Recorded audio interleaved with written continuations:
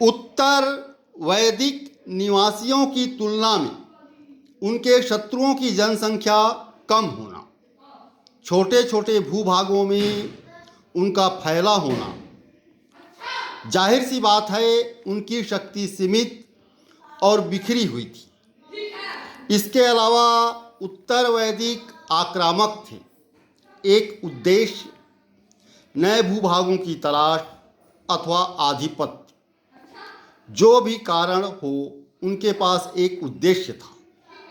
वे आक्रामक थे और अचानक हमला जिसके प्रति उनके शत्रु अनजान थे।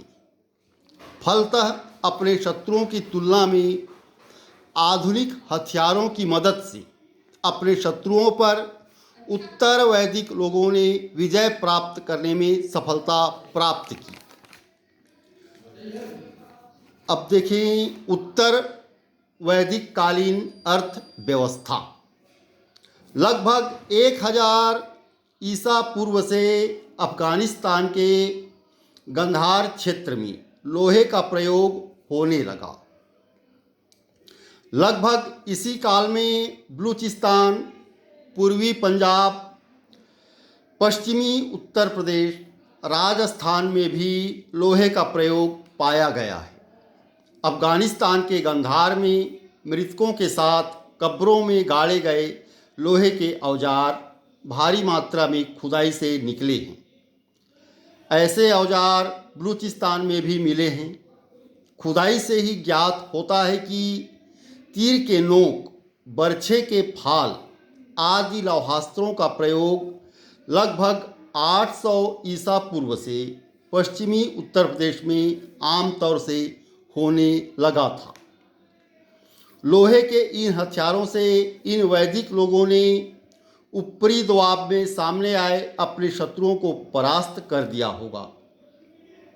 लौहावस्था संस्कृति के प्रारंभ होने अथवा यह कहा जाए कि अर्थव्यवस्था में लोहे की खोज होने,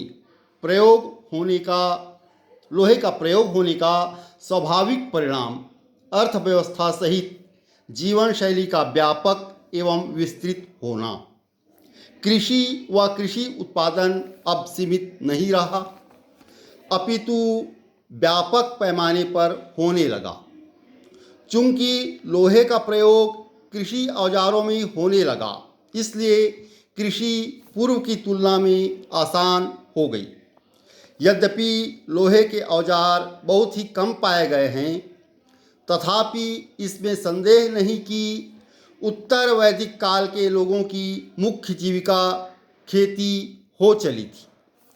यज्ञों में पशु बलि के प्रचलन के कारण बैल पर्याप्त संख्या में उपलब्ध नहीं रहे होंगे, इसलिए खेती आरंभिक अवस्था में थी, किंतु इसके व्यापक प्रचलन में संदेह नहीं है। कृषि उत्पादन में वृद्धि के साथ साथ व्यक्तिगत आय में भी वृद्धि जीवन शैली में स्वाभाविक परिवर्तन लेकर आया होगा। खान पान, रहन सहन, पहनावा, परिधान तथा सामाजिक व्यवहार व आदान प्रदान भी प्रभावित हुए होंगे और पूर्व की तुलना में उच्च स्तर का उनका जीवन हुआ होगा। धन्यवाद।